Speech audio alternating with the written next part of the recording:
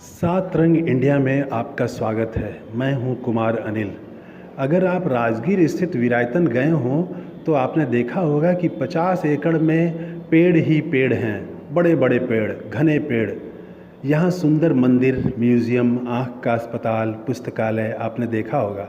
क्या आपने कभी गौर किया कि यहाँ रोज़ हज़ारों की संख्या में तरह तरह की चिड़ियाँ आती हैं? तरह तरह के पक्षियों का यह विशाल बसेरा भी है। हर तरह के पक्षी यहाँ आते हैं।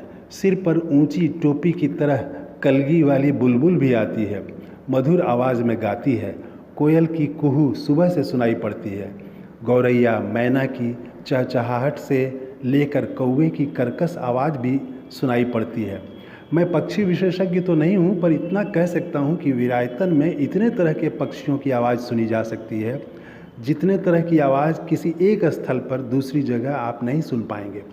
आचार्य चंदना जी और साध्वी संघ के आवास के ठीक बाहर एक साफ़ सुथरी जगह पर हमेशा दाना पानी रहता है। वहाँ एक साथ काले और गोरे पक्षी दाना चुगते रहते हैं दिन भर। ऐसी व्यवस्था वीरायतन में अनेक पेड़ों के नीचे है, जहाँ दाना और पानी हमेशा रखे रहते हैं और पक्षी ऊपर पेड़ से उतरते रहते हैं। आचार्य चंदना जी ने अपने संस्मरण में लिखा है कि एक बार अध्ययन चल रहा था।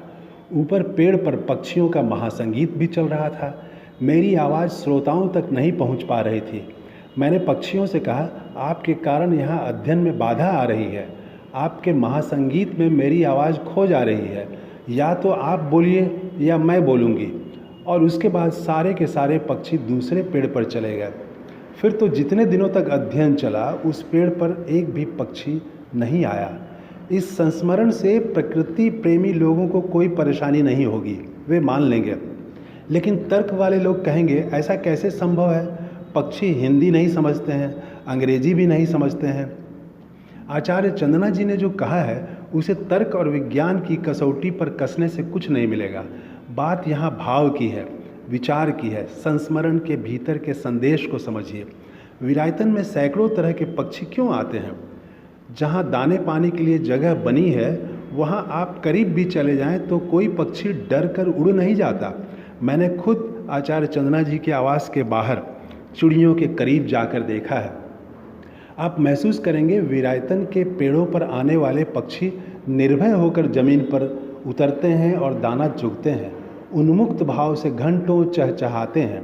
कोई रोक टोक नहीं, छोटे बड़े का भेद नहीं, जाति का भेद नहीं। कोई नहीं पूछता कि तुम किसके आंगने से आई हो। कोई नहीं पूछता कि तुम मंदिर से आई हो या मस्जिद से आई हो।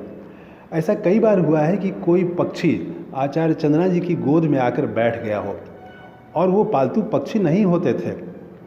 तो आचार्य चंदना जी के संस्मरण का मर्म समझिए कि सबसे प्रेम का भाव रहे, मैत्री का भाव रहे। ऐसा नहीं कि गौरैया से प्रेम हो और काली कोयल से नफरत करें आप। तो आपके भीतर भी एक वीरायतन का जन्म हो, यही कामना है, यही आचार्य चंदना जी चाहती हैं। तो आपको हमारा ये वीडियो कैसा लगा?